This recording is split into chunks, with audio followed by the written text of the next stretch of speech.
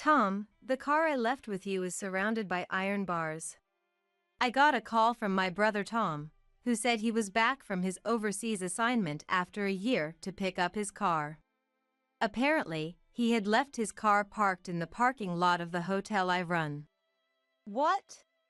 I don't see any such car at my hotel. Where did you park it? In the parking lot. Under the oak tree. What? The old hotel?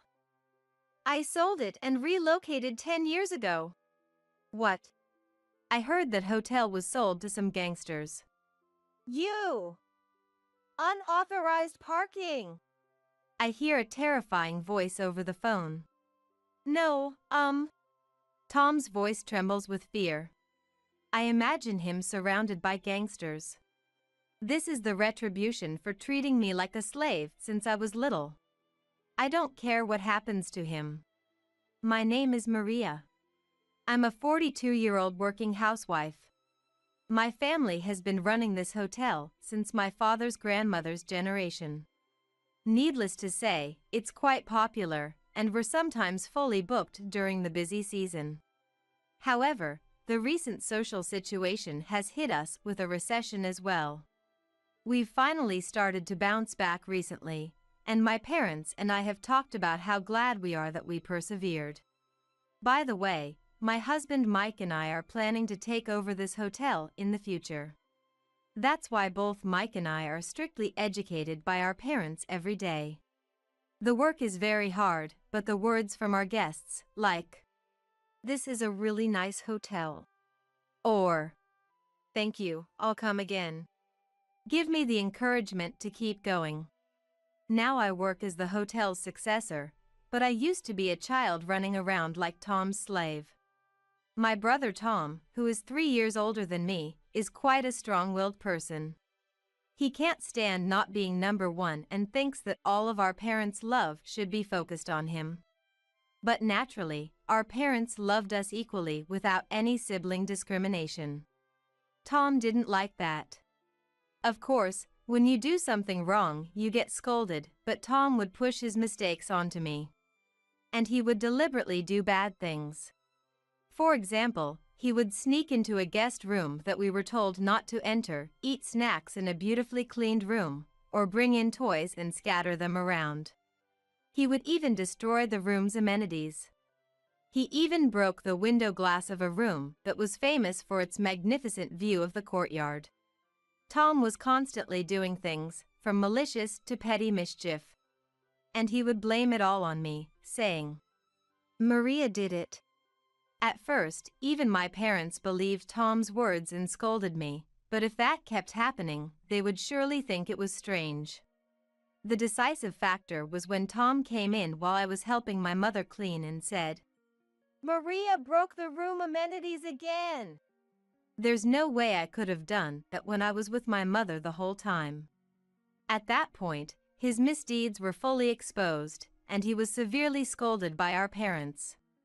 From then on, Tom became even more stubborn and completely treated me as the bad guy.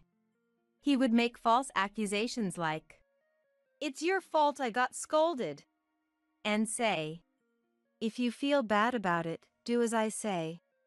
Among older siblings, there are some who act overly bossy towards their younger siblings. And younger siblings are weak against such older siblings. Yes, I too was at the mercy of my older brother Tom. As a child, he seemed like an absolute existence to me. If he said, "Give me your snacks, Maria," I would think I had to hand them over. If he said, "Massage my shoulders," I would massage them. If he said, "Clean my room," I would clean it. When our parents were busy during the peak season, I was often left alone with him. The money our parents gave us, saying, "Buy your dinner with this," would naturally be used entirely by him. "What's yours is all mine." When you actually hear those words, you realize how cruel they are. When I was in the upper grades of elementary school, I finally realized that he was being ridiculous and started to rebel more. If he didn't like that, when I got good grades on a test, he would say, "You must have cheated," and tear up the test.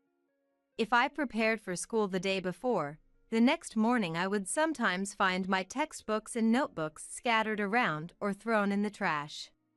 I wanted to talk to my parents about it, but I couldn't bring it up to them when they were so busy. As we grew up, Tom's bullying also grew more sophisticated, and he would do it in ways that our parents wouldn't notice. Thinking he wouldn't get caught, he kept escalating. He even started stealing my things more often. If I got a new toy, it would quickly disappear, and I would often find it in his room later. Even if I accused him, he wouldn't admit he did it, saying, "You must have left it there herself." By middle school, I had become more cautious, but one day my wallet was stolen when he entered my room without permission. My piggy bank also disappeared. Furious and at my limit, I stormed into his room screaming. And we got into a huge fight, grappling with each other. Our parents were flustered, wondering what was going on, and Tom kept insisting he did nothing wrong. So I begged my parents to put a lock on my bedroom door. He complained, but he couldn't explain to our parents why he was complaining. Thanks to the lock, I finally had some peace. Then when Tom graduated from college and moved out, and complete peace finally arrived. By that time, I had already graduated from high school and was helping my parents. I hadn't really thought about taking over the hotel yet, but Tom had said, "I'm not going to inherit this old hotel." So I kind of figured that's how it would turn out. My parents said it was okay if I didn't want to take over if I had something else I wanted to do, but I found the hotel work more enjoyable than I had expected. I guess it suits me. As for Tom, he got a job in the trading industry and lives far away. He got married in his mid-20s, but I rarely see his wife Emma either. However, they come to visit about once a year, and when they do, they stay at the hotel, not at their parents' house. I don't mind that in itself, and if my parents say it's okay, I don't care if they stay for free. But the problem is Tom and Emma's attitude during those times. They are a well-matched couple, and they are fussy and shameless. First of all, they won't be satisfied unless they get the most luxurious room. Even with the recession, the best rooms tend to fill up with reservations mysteriously, and at our hotel, the top-tier rooms are always fully booked on weekdays. There's no way we can let Tom and Emma, who often come back suddenly without notice, stay in those rooms. Our parents suggest a different room, wondering if that would work. What do you think happens then? Incredibly, they throw a fit and go yelling at the guests staying in the nice rooms. "It's your fault we can't stay here," they shouted, making a huge scene. The guests who had made reservations and come to stay were furious. Of course they were. My parents and all of our staff desperately apologized and somehow got them to forgive us. But far from apologizing, they had the nerve to say, "It's their fault for getting in our way." Even my father was enraged by this and declared that he would never let them stay at the hotel again. They got angry in return and said, "We won't let you see your grandchildren even if we have any." After that, we became completely estranged from Tom and Emma. Fortunately, aside from my parents, no one, including myself, was sad that Tom and Emma stopped coming. Everyone was fed up with how they would act like they were some kind of royalty and order us around every time they came. If anything, we were grateful they stopped coming. And so, peace came to me, the younger sister, and the hotel for over a decade. Just when we had completely forgotten about Tom and Emma's existence, the two of them caused trouble again. One day, Tom suddenly called me. "I'm being sent overseas for work," he said. "What?" I thought, tilting my head in confusion. "I don't know how many years it'll be until I come back, so take care of my car." "What? Why don't you just take your car with you on your assignment?" The procedures are a hassle and it costs money. I might consider it if you take care of everything for me, though. Of course I don't want to do that. Why should I have to? Then take responsibility and look after my car. I don't understand what he means. Take responsibility for what? Why do I have to look after his car when he's contacting me for the first time in over a decade? But before I could refuse, Tom said, "All right, I'll bring it to the hotel parking lot tomorrow. Thanks in advance." Hey, wait a minute. Don't do that. It's a nuisance. Shut up. It's because you said you won't do anything. It's your fault, so don't complain. Why am I being made out to be the bad one? Before I could argue back, Tom said what he wanted to say and hung up. Even after more than 10 years, he is still the same, making me both angry and exasperated. That idiot! My father was also furious when he heard the story. By the way, Tom and Emma had said they wouldn't let us see our grandchildren, but we haven't heard anything about them having kids since then. And I married Mike, who works and lives at our place, and I'm now a mother of 2. In other words, my parents are happy living together with their grandchildren. Their scheme to make my parents sad easily fell apart. Not only that, but when Tom had the nerve to say such presumptuous things on the phone after so long, my parents were enraged. If he comes tomorrow, I'm going to give him a piece of my mind, my father said, seething with anger. But Tom must have anticipated that, because a few days later he sneakily called to say, "I left the car there. The key is hidden under the bumper, so find it. At least come and greet us properly." Why do I have to do such a troublesome thing? Listen, don't you dare drive the car. Make sure to wash it once a week. He made all sorts of selfish demands and then said, "I'm leaving tomorrow, so goodbye," and hung up. What is wrong with this brother of mine? And then the months and years flew by.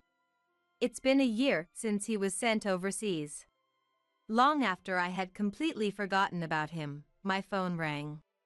It's from some guy named Tom, but who was that again? It's your older brother, right? Oh, that's right, Mike said with a wry smile. Let's ignore it. I put down my phone, thinking there was no need to answer, but Tom didn't give up either. He must have intended to keep calling until I picked up, because it kept ringing forever. So I switched it to voicemail and it stopped. I felt relieved, but then he called right back. If he kept doing that endlessly, of course I would get fed up and say, "Ugh, enough already." I steeled myself and answered the phone. "You're late. Do you have any idea how many times I called? When your own brother calls, you should pick up on the first ring." I couldn't help but feel irritated. It seemed like he didn't hear that, and Tom started over, saying, "Whatever. Let me get to the point. About the car, I guess I should thank you for keeping it. I finished my overseas assignment and got back yesterday." "Is that so?"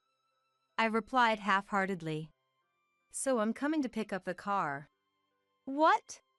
You washed it once a week like I told you, right? The battery is probably dead, so have a jump starter ready. You should at least have that much. I mean, I do, but..." Tom, what are you talking about? Huh? I'm telling you, I'm coming to get the car. Where did you leave the car? What? Where else but the hotel parking lot? Tom insists he parked it there, but Tom's car is nowhere to be found in either our hotel's guest parking or staff parking. When Tom contacted me a year ago saying he left the car, I checked the parking lot but couldn't find it anywhere. My parents and I ended up figuring he must have changed his mind about leaving it after all. No one wanted to contact Tom, so we never followed up with a confirmation call. But now, a year later, Tom is saying he's coming to pick up the car. What in the world is he talking about? What are you saying? It's my car, my car. The bright red one. Guests sometimes drive bright red cars, but there aren't any cars that have been left abandoned for a whole year. Don't lie to me. Even if you yell at me, I don't know what I don't know. If you come here and check, you'll see for yourself. Fine. I'll be there tomorrow, so wait for me. If you sold it without permission, I won't forgive you. Why would I ever do that? Before I could say, I'm not like you, Tom, he had already hung up. What the heck is going on? I honestly have no idea what he is talking about. More than that, the thought of Tom coming tomorrow made me feel gloomy and heavy-hearted. But then the next day came. Evening arrived and Tom still hadn't shown up. It was a weekday and there was still time, but it's not like we had 0 guests. We weren't swamped, but there was still a lot to do. I had finally settled down to take a break when my phone rang. It was that devil Tom. I didn't want him interfering with work, so I picked up and was immediately met with yelling. Hey! What the hell is going on here? What's with you all of a sudden?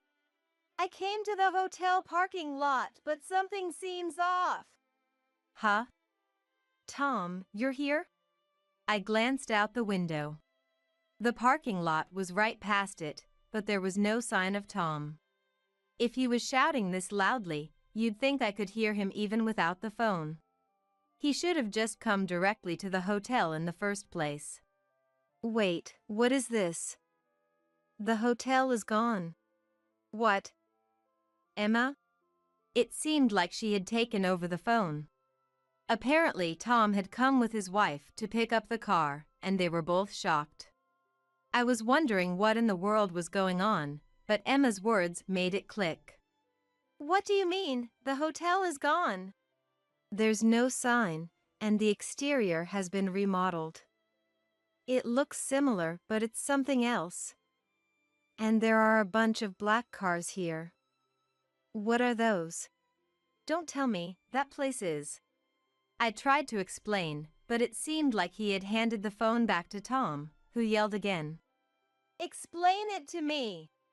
I'm trying to explain, so stop interrupting me. My car is there, but what the heck is that? What do you mean? There's a fence around the car, so I can't move it. It's surrounded so it can't be removed. Well, if you abandon it for a year, and you were overseas, so they probably couldn't contact the owner. Don't mess with me, Maria. You took down the hotel sign without permission, remodeled it, and trapped my car. Just wait, I'm going to go yell at the hotel staff right now. Tom, wait a minute. Shut up. Ignoring my attempt to stop him, it seemed like Tom had opened the hotel door. The phone was still connected. He must have opened it roughly with a lot of force. I could hear the sound of him running in a panic. Oh no. Tom. Get out here now. Looks like all the staff are completely unfamiliar faces. That's not a hotel anymore. We got rid of that place ages ago. I see, you got rid of it. No wonder I don't know them, huh? I've never heard such a dumb-sounding huh before. Tom must have had the most ridiculously stupid look on his face. I wish I could have seen it. Huh? Got rid of it? What do you mean? I heard Emma's voice too. You see, we relocated about 10 years ago. What? I never heard about that. I thought Mom and Dad had told you. I don't answer when they call because it's annoying. Then it's your fault, Tom. No, it's your fault. I don't care. He still tries to make me the bad guy, as always. So what is this hotel then? We sold it to some rich person. They said they were going to make it a summer retreat. but apparently that person was elderly and let it go. I heard it's been resold since then, but I don't know much about it now. You don't know? How irresponsible. Don't say that to me. But I did hear a rumor recently. Who the heck owns it now? I don't know the details, but apparently it fell into the hands of some dangerous people. Huh? Then, that parking lot is... It must belong to the mafia. You're joking, right? It's true. Screw that. That's when it happened. The voice of someone who seemed to be the current owner, who had been listening to our conversation, or rather Tom's story, spoke up. Hey, you. Are you by any chance the owner of that red car? Tom seemed flustered and thoughtlessly answered honestly. Huh? Oh, yes, I am. Now he's in trouble. Don't screw with me. Whose land do you think this is? Pay the parking fees. I heard a furious voice shouting. Even if it wasn't the mafia, anyone would be angry if a stranger's car was left there without permission for a whole year. Isn't it hard to just move those kinds of things without permission? Because if you damage the car in the process, you become the bad guy.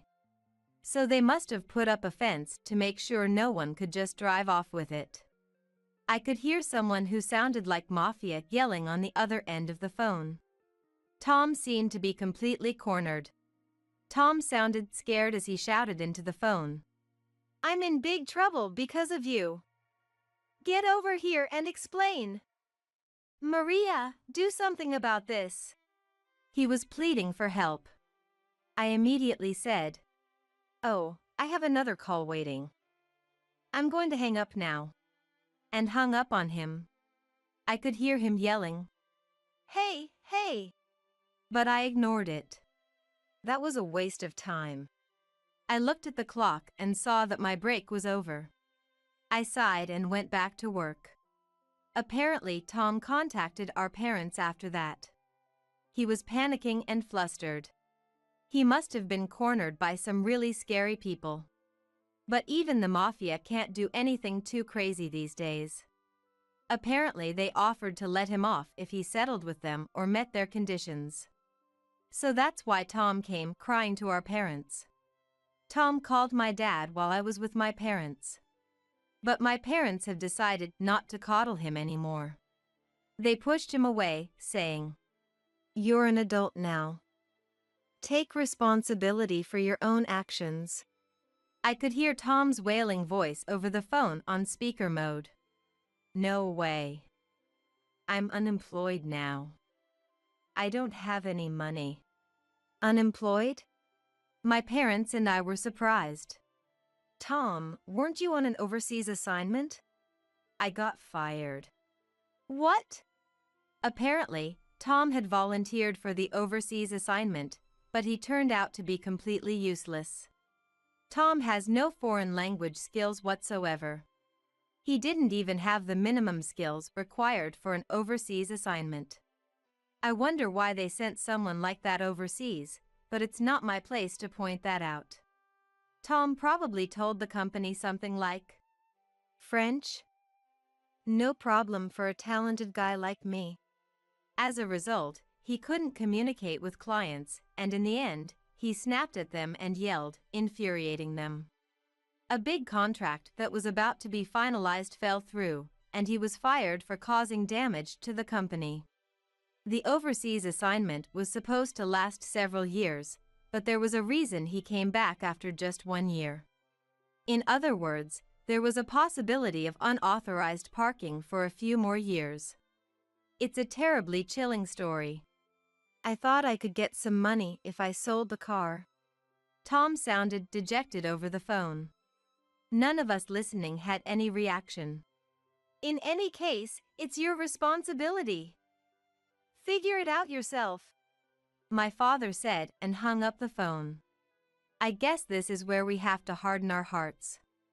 But to think he didn't know we had sold the hotel. I wonder why he didn't notice when he came to leave his car, but Tom, who probably came sneakily thinking Dad might get mad at him, must not have paid any attention to the state of the hotel at all. We sold the place when the economy was bad and guests were dwindling. We decided to make a fresh start and built a new hotel in a new location. At that point, my parents retired. Mike and I took over and started running the hotel. My parents help us out by looking after the kids and stuff. Thanks to that, it's been 10 years since we relocated and the hotel business is going well. I thought maybe Tom would learn his lesson and settle down a bit, and it felt like a weight off my shoulders. But it didn't end there. After a while, Tom and his wife showed up. Apparently, they found our new location right away. Hey, do something about this. He barged in and started yelling immediately. It seems the mafia is really putting the pressure on him. However, the one being blamed is Tom for unauthorized parking. If he gets sued, he definitely won't be able to run away. As I was thinking about this, I saw a dark shadow move behind Tom and his wife. What?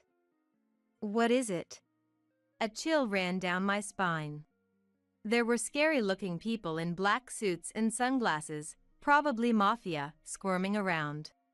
Because of you, I lost my job, I'm being threatened by these people, and I'm even being sued. Take responsibility. Our lives are a mess because of you and your family. This couple just wants to blame others for everything. Everything is Tom's fault, isn't it? But this is troubling. If they make a scene at the hotel entrance, it'll interfere with business. What a nuisance. But calling the police is also a headache because it's a family matter and it could affect the hotel's image. As I was worrying, Tom and his wife closed in on me. Unfortunately, Mike was out, and my parents were in a house a short distance away. Tom and his wife kept repeating that it was my fault, not caring at all. Unemployed because of you. Worse luck because of you. Can't get my car back because of you. Can't fix my slouching posture all because of you, Maria. How does that even make sense? That last one about the slouching posture has nothing to do with me at all. Tom wants to blame me for everything bad. This hotel is mine because it's your fault. He finally went that far. The mafia guys are nodding. Tom, cornered by these people, must have told them about our hotel and ordered them to take it over. Huh? What are you saying? Mike and I run this hotel. I'm the older brother, the firstborn son. It's only natural that I inherit this hotel. A good-for-nothing woman like you shouldn't butt in. What? Listen up. If you leave it to me, I'll quickly turn this hotel into a popular, high-class hotel in no time. Just let me handle it. I'll double the sales in a year. Don't screw with me. Don't say whatever you want when you know nothing about this hotel. Maria, are you defying me? Tom threatened me in a low voice as I argued back. The mafia backed him up. My body tensed up. But I had become strong. I'm not the weak me who would do whatever he said anymore. But the ingrained memories are surprisingly deep-rooted, and my body reacts to Tom's terrifying voice. I'm frozen and can't move. Unpleasant sweat runs down my body. Fine, go ahead and defy me. But you don't care what happens to the hotel, right? The guys behind me won't stay quiet either. What are you?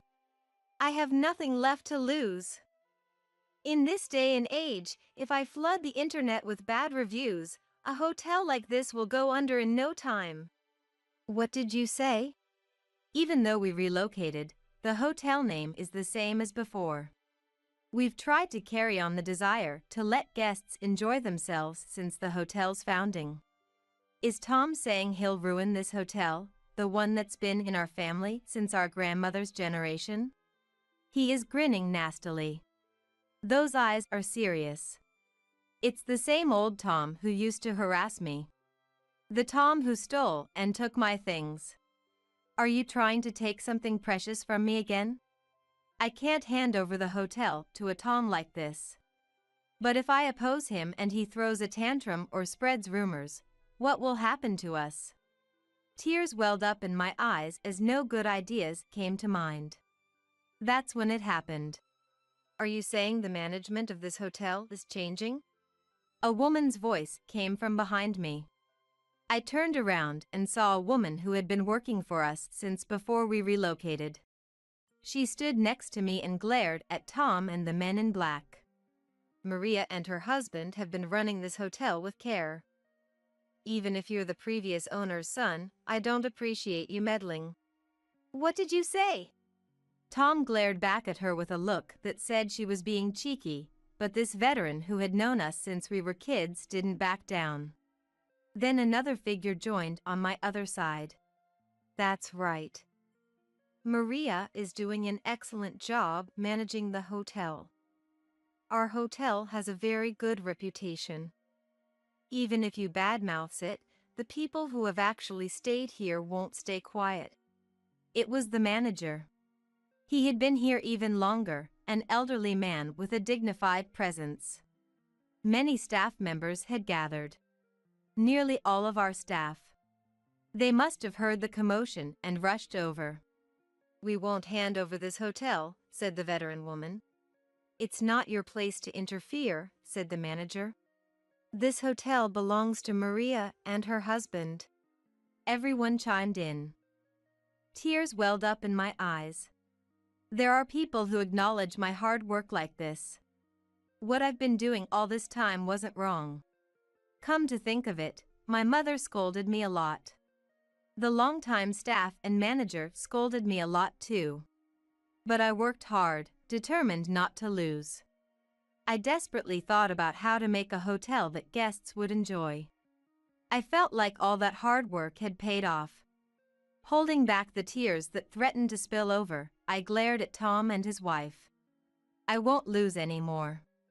I won't look back at the past anymore. Please leave, I said firmly to Tom. Tom's eyes widened and he growled. I didn't flinch an inch.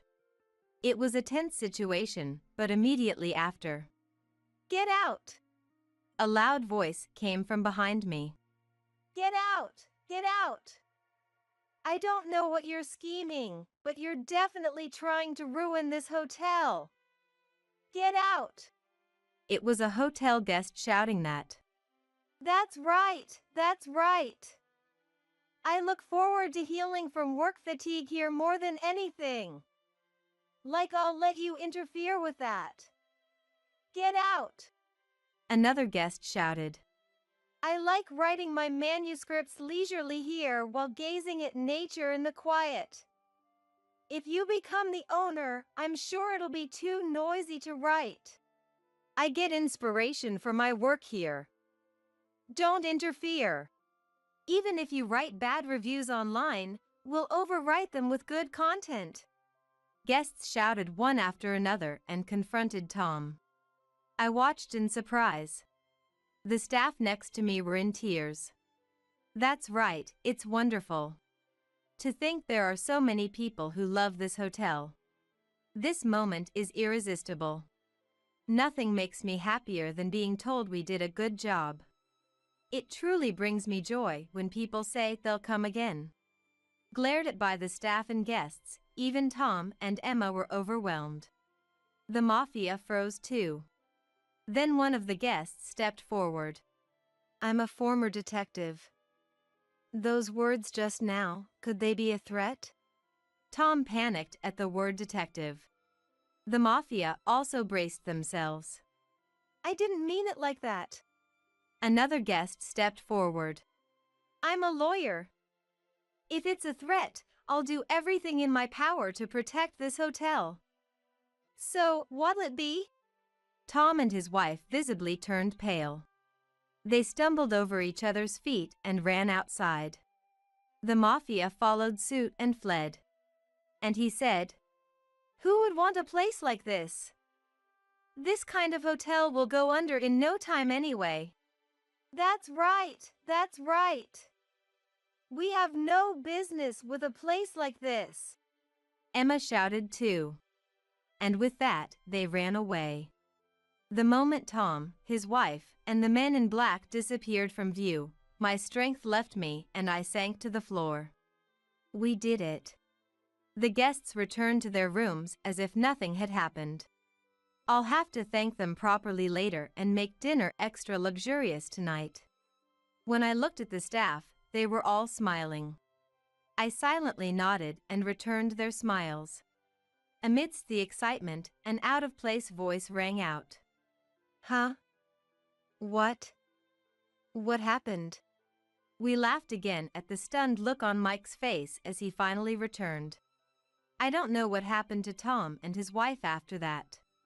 I'm not sure how the unauthorized parking issue was resolved, as I haven't heard from them since. Tom and his wife will probably never come to our hotel again. It's just a feeling, but I can somehow tell. Whatever happens to Tom, who can only look down on others with his inflated pride, is no longer any of my concern. My parents seem to be worried but don't intend to help. It was Tom and the others who abandoned our parents first. It's their own responsibility. As for me, I'm as busy as ever, running around. Running a hotel is truly challenging and extremely busy. Lately, the kids seem interested too, so they come with their grandparents when there aren't many guests. A brother and sister, 2 kids just like Tom and me. But unlike us, my children get along very well. Hey, Mom. I love this hotel. I want to work here when I grow up. My daughter says. Me too. I want to be the manager. My son says, his eyes shining. Mike and I looked at each other and laughed at our children. At that moment, we saw the guests with reservations for today arriving. I hurriedly put on a big smile and cheerfully greeted them. Welcome. Thank you very much for coming. Get to cleaning the house already. Slaves don't get to rest. That's what my husband Anthony said as he splashed beer on me. I was so taken aback by the suddenness of it all that I froze. My body was wet, and the distinctive smell of beer filled my nostrils. As I stood there in disbelief, Anthony hurled more abuse my way. What should I do? What does Anthony want from me? Just when I felt cornered and at a loss for words, I heard a voice from the computer. The moment he heard that voice, Anthony, who had been red-faced and angry just seconds before, stiffened and collapsed on the spot. My name is Chloe. I'm 33 years old. I work as an office clerk at a company in a certain region, putting my all into my job every day. My days consist of dealing with large amounts of data and documents and punching numbers into a calculator. I think to myself that the company should make more use of computers, but being one of the younger employees within the company, I didn't have much say. I worked while being mindful of my superiors and was forced to attend drinking parties I didn't want to go to. My spirit was utterly exhausted. These numbers are wrong again. I'm sorry. Please, I'm really counting on you. You've been making a lot of mistakes lately. Yes, sir. The mistakes kept piling up due to my fatigue, further diminishing the little confidence in my work I had to begin with. I wondered if quitting would be better for me. It was during these times that a certain man started coming to the company as a salesperson. This man was the person who would later become my husband, Anthony. From just one look, it was clear that Anthony was a kind man. Even to me, who only did things like making coffee, Anthony was always kind. I found myself drawn to Anthony before I knew it. However, I couldn't bring myself to express my feelings to Anthony. It was all one-sided on my part, and I was sure Anthony didn't think anything of me. That thought was always in my mind. But a few months after Anthony started coming to the company, To my surprise, he approached me. We started going out for drinks after work, which led to us dating. After 2 years of dating, we were able to get married. With our marriage, I quit my job, and Anthony and I started a new life in a new home. We picked out a place we both liked after visiting various real estate agents. Quitting my job and thinking about the happy life ahead with Anthony made my heart lighten. However, the life I had envisioned was not to be. A month into our marriage, I noticed Anthony was acting differently. "Welcome home, Anthony. You're early today." "Yeah, well." He didn't look at me and didn't even greet me back properly. Seeing Anthony so different from usual genuinely worried me. After that, Anthony seemed somewhat listless. "Are you okay? You seem tired." "Huh? Oh." He seemed more irritable than tired. Indeed, he was different from his usual self. I thought maybe he was just tired today, and didn't think much of it. However, the next day and the day after that, Anthony's attitude remained unchanged. Gradually, it wasn't just his attitude and greetings. He stopped taking the sandwiches I made for him and didn't contact me when he was coming home late. I could tell that he was starting to treat me carelessly. Maybe I had done something to offend Anthony. As I pondered over this, my own time flew by. I was filled with insecurities about my behavior and thoughts of Anthony. Things changed a few months after Anthony started showing a change in his attitude. He began to verbally abuse me out of nowhere. One evening, Anthony spoke to me without touching his dinner. "Hey, Chloe. Do you realize?" "Realize what?" Without a subject, his sudden question was impossible to understand. I urged Anthony to explain further. Without any sign of remorse, Anthony said, "Your cooking is terrible." "What? Terrible?" "Yeah. I guessed you hadn't noticed. Think about how I feel, having to eat such terrible food every day." I had often cooked meals during our dating period, but he had never made such a complaint before. He always seemed to enjoy the meals, and he had told me many times they were delicious. Watching him like this, I never thought Anthony would find the meals I made unpalatable. "You used to say it was delicious." "What? Did I?" Seeing my anxious face, Anthony started laughing loudly. Then, after a good laugh, Anthony put down his fork and went back to the bedroom. Looking at the untouched meal, I felt indescribable. I too put down my fork and kept replaying Anthony's words in my mind. Had he been hiding that he found the meals unpleasant all this time? Or had my cooking skills just declined? I thought about it a lot, but couldn't come to a satisfying conclusion. However, one thought did seem to make sense. His recent behavior, his words just now. I thought maybe Anthony had come to dislike me. At first, I thought maybe he was just a little tired, but his recent behavior has definitely been too much.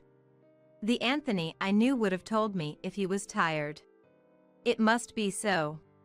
But that would mean I did something to make him dislike me. However, I can't think of anything that might have caused it. My doubts about Anthony only grew. Then, another 2 months passed. Day by day, Anthony's attitude worsened, and the Anthony I knew during our dating days seemed to have disappeared completely. He verbally abused me daily and made a point to show his irritation by making noise. "Do you even know how to clean properly?" "Clean? Yeah. You haven't done the bathroom or the toilet, and the living room is filthy too." I always tried to keep the house clean, doing the bathroom and toilet cleaning daily. I even vacuumed every day. What else does Anthony want me to do? While I was feeling down, Anthony didn't stop hurling insults. What hurt me the most was him saying, "Why did I even marry a woman like you?" Was all the love he professed just a lie? The moment I thought that, I felt tears streaming down my cheeks. Ugh, why are you crying? Cut it out with the fake tears. In the past, if I cried, he would comfort me. Now, he only says cruel things. Anthony went back to the bedroom, mocking me. Initially, we shared the same bedroom, but now I've been pushed out. I've gotten quite used to sleeping on the living room sofa. I knew I was being taken for granted and not treated with respect. But I couldn't bring myself to decide on divorce. I still had faith in Anthony. However, as expected, my feelings didn't reach him, and his treatment of me only got worse day by day. Hey, dinner. As soon as I thought he was asking for food. I can't eat this terrible food, he would complain. I suggested eating out a few times, but for some reason, Anthony stubbornly refused. Why? He wouldn't give me any reason. Anthony would come home from work, complain about the entrance being dirty or the toilet being dirty, and demand food. Since his attitude started to change, I've often wondered what I did wrong, but seeing Anthony's behavior up to now, I've concluded he's just using me to vent his stress. The contradiction between what he says and his actions, constantly finding fault and berating me, it's clear he's just venting. I understand Anthony is tired from work. But I'm human too. Being constantly criticized, I too accumulate stress. I had hoped for a change, but I've reached my limit. Hey, Anthony. Can we stop this?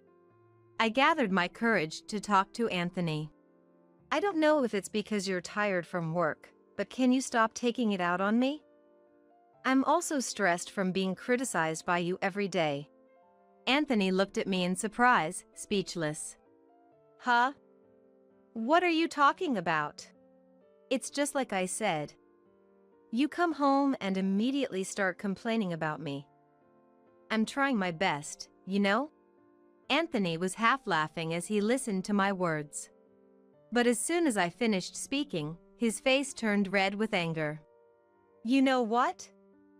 Who do you think you are? You're a housewife, but you can't clean or cook properly. What's wrong with complaining? Living carelessly like that. That's what pisses me off. Then, can you tell me what's wrong so I can fix it? No, I won't say. It's clear that nothing will change even if I tell you. You need to figure out what's wrong by yourself. Anthony evaded the question when I asked what was wrong with me. This conversation alone made it clear that Anthony only saw me as an outlet for his stress. Our relationship worsened even more after I expressed my feelings. The verbal abuse and attitude towards me intensified. I sighed, reminiscing about the happier times in the past. However, one day, I received a call from an unexpected person. It was my mother-in-law, Jody. Jody and I get along well, but we don't call each other often, so I quickly answered the phone. Hello? Oh, Chloe, how have you been? Jody's voice sounded very cheerful over the phone. After some small talk, Jody brought up the main topic. Huh? Handmade? I was thinking I wanted a new hobby recently, and I remembered that you make handmade crafts. I was hoping you could teach me some stuff. Actually, I make handmade crafts as a hobby. I buy materials and tools, and spend time on my hobby when Anthony is not around. I had told Jody about my handmade crafts before, but I never thought she would remember. Yes, of course. If I can be of any help. That call led me to frequently talk with Jody. Our calls weren't just ordinary calls, but video calls. Initially, we just talked normally, but as I wanted to show her what I was working on and explain the materials in detail, we switched to video calls. Our houses aren't that far apart, but going there every time is honestly a hassle. When it's time for my appointment with Jody, I enter the room where my crafting tools are and craft while talking on the phone. My heart, which was distressed by Anthony's actions, felt purified while I was talking with Jody. By the way, how have things been with Anthony recently? Are you getting along? Yes. I'm glad to hear that. I didn't talk about Anthony to Jody. I didn't want to worry her, and more than anything, I wanted to forget about Anthony during the time I spent with Jody. Even after starting to do video calls with Jody, Anthony's attitude remained terrible. I was desperate not to let Jody catch on to anything about Anthony.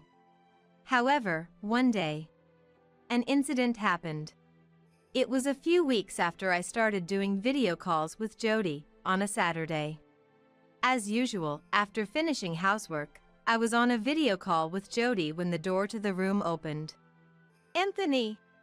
Turning around, I saw Anthony standing near the door with something in his hand. Completely unaware of the video call, Anthony approached me. Hey, what are you doing here? What about the cleaning?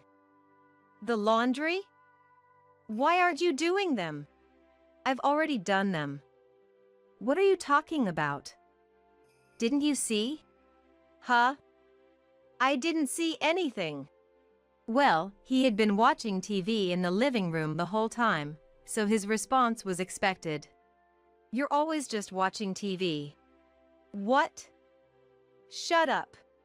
Anthony, further aggravated by my words, said, Get to cleaning the house already. Slaves don't get to rest.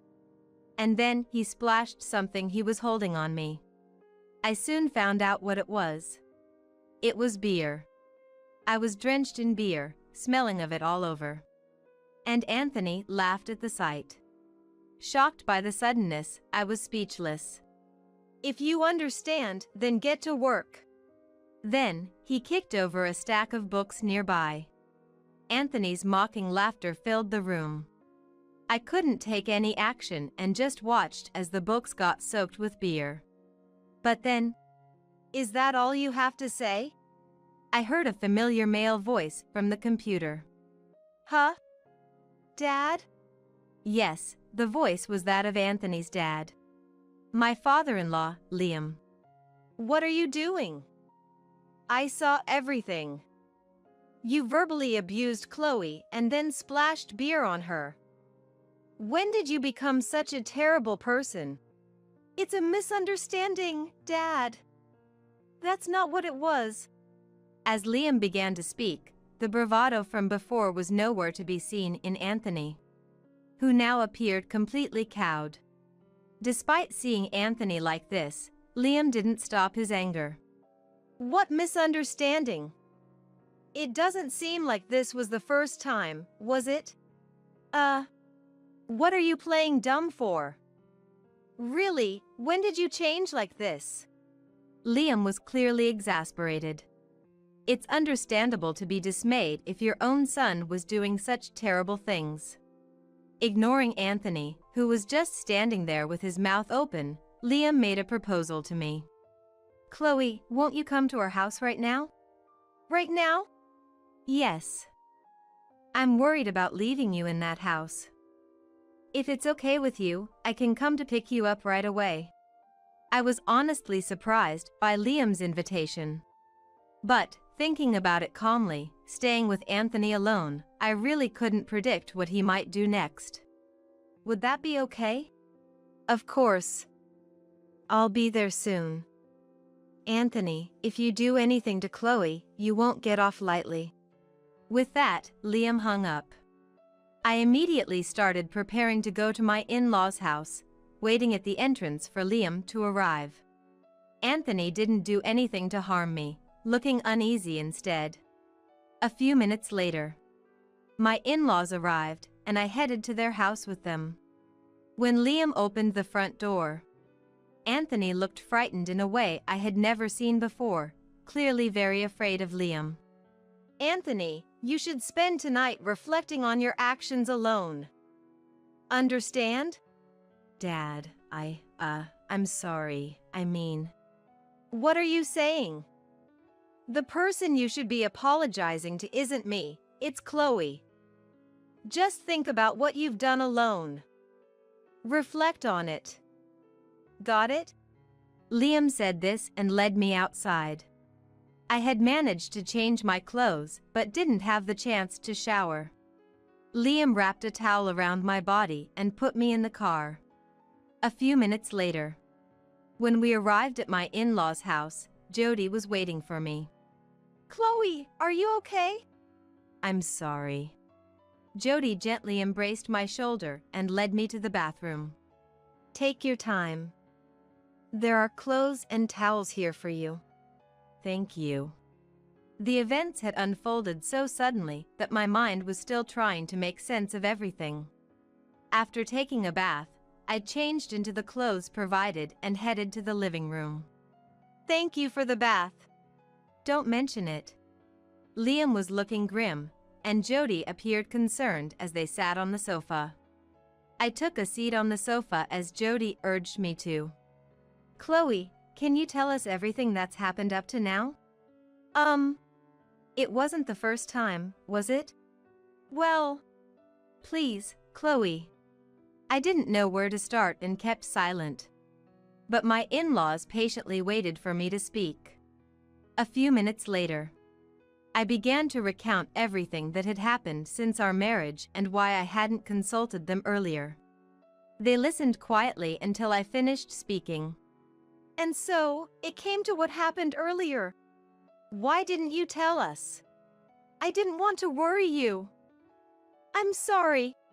Well, I understand how you feel, Chloe, but don't let that guys like him get carried away like that. I'm sorry. I was scolded, but I knew they were both worried about me. After a while, silence fell again. Both seemed to be pondering, and the atmosphere didn't invite interruption. After a few minutes of silence, Liam finally spoke slowly. Do you still love Anthony? What? I mean, Anthony is likely to repeat the same behavior. Maybe it would be best to consider a divorce seriously. Jody nodded in agreement next to Liam. Divorce. I had never expected Anthony's parents to suggest divorcing him. Certainly, it might be easier to divorce. But, could this be an opportunity for him to change? The dilemma of still being in love made the situation even more difficult. However, they quietly waited for my decision. After a few minutes of thought, I made my choice. I'll get a divorce. I decided on divorce. There was a part of me that wanted to believe in Anthony, but after much thought, it was clear he had never listened to anything I said before. If I didn't divorce and went back, he would likely return to his terrible attitude towards me again. That's what I thought. My decision seemed to have relieved them both. After some discussion, we decided I should file for divorce as soon as the next day. This way, I could finally be free from Anthony. Even though I had hoped for Anthony's change of heart until the very end, part of me felt relieved once the divorce was decided. The next day, I went to the house with my in-laws, holding the divorce papers in hand. As soon as we rang the doorbell, we could hear footsteps inside, and Anthony came out. Chloe. And Dad and Mom. Seeing the faces of my in-laws, Anthony showed an obviously disappointed expression. It should have been clear that I wouldn't return alone so soon after what had happened. We entered and sat down on the sofa. My in-laws also sat down beside me. Anthony was still flustered and hadn't even apologized to me yet. Watching him, I said, Anthony, I want a divorce. What? Divorce? I've thought about it, and I no longer have the confidence to continue with you.